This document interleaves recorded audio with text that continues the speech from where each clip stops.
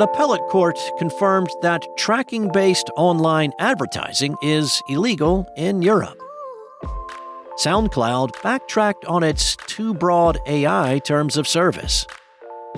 And Letterboxd will launch a curated online rental service for films. It's Thursday, May 15th, and here's a quick look at tech in the news this morning from Engadget.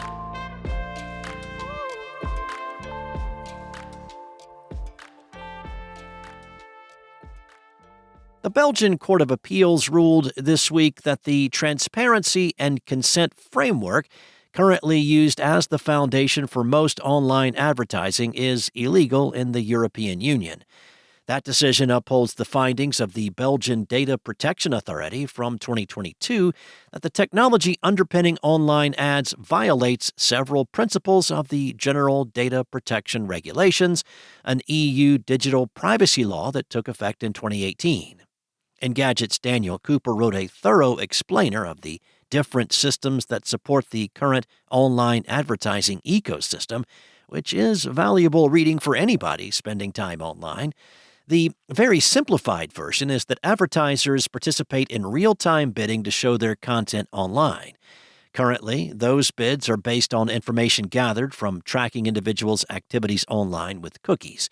The TCF was created by the Interactive Advertising Bureau as a way to standardize how websites ask users for permission to be tracked. The original 2022 decision determined that both the consent collected by the TCF and the data collected in the RTB process was illegal under the GDPR. The reaction from IAB Europe, which filed the appeal, seems to mostly be relieved that it hasn't been found responsible for the data collected by TCF. IAB Europe noted that it has already suggested changes to the TCF that better reflects the limited controllership and submitted them to the Belgian Data Protection Authority. The group faced fines and was ordered to rebuild its current ad tech framework as a result of the original decision. Now, while this does seem like a big win for privacy advocates and internet users in the EU, it is unclear exactly what the next steps will be for advertisers and for ad tech systems. Most likely, regulators will oversee changes the IAB Europe makes to the TCF, so consent pop-ups may not yet be a thing of the past. SoundCloud is updating its terms of use again after angering users with language around artificial intelligence that even the company now describes as too broad. The details of the change were shared in an open letter from SoundCloud CEO Elias Seaton, affirming the company's commitment to artists. Specifically, SoundCloud's terms of use now forbids the company from using content uploaded to SoundCloud to train generative AI that replicates an artist without their consent. As it's phrased in the new terms, SoundCloud is rolling out in the next few weeks. We will not use your content to train generative AI models that aim to replicate or synthesize your voice, music, or likeness without your explicit consent, which must be affirmatively provided through an opt-in mechanism.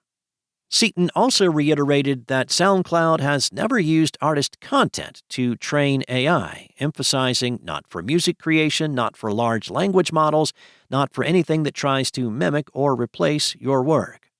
The conflict over SoundCloud's approach to AI started when users noticed that the company had updated its terms of use in February of last year to allow SoundCloud to use content to, quote, inform, train, develop, or serve as input to artificial intelligence or machine intelligence technologies or services as part of and for providing the services, end quote.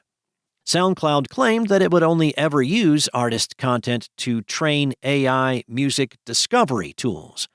The company acquired Museo in 2022 with that exact idea in mind. Still, it's understandable that SoundCloud users would be sensitive to any AI-related changes the company made. Like most other content stored online, AI companies have scraped music without artists' consent and been fairly open about it. There's about to be a new online movie rental site in town. Letterboxd is introducing a transactional video-on-demand service for its users. That's according to The Hollywood Reporter. The social media platform for movie lovers announced the news during the Cannes Film Festival. The Letterboxd video store will have curated rental categories such as up-and-coming filmmakers, underappreciated movies, and more on demand. There will also be areas that highlight the movies premiering at different film festivals, many of which will be available for a set amount of time. Plus, the rental service could offer some movies that only have a limited distribution, getting them in front of a wider audience. Letterboxd pitched its video store as a natural next step for the company. However, while we know it should be coming, that's about all the logistical information we have. Letterboxd has yet to release any pricing, any launch dates, or countries where rentals will be available. Those finer points should all arrive in the upcoming months. Thanks for listening. There's more to these stories and more tech news at Engadget.com. This episode featured journalism from Anna Washenko, Ian Carlos Campbell, and Sarah Fielding, and was voiced and produced from the sound studios of Spoken Layer by me, Steve White. Enjoy your day, and I'll be back tomorrow with more tech news from Engadget.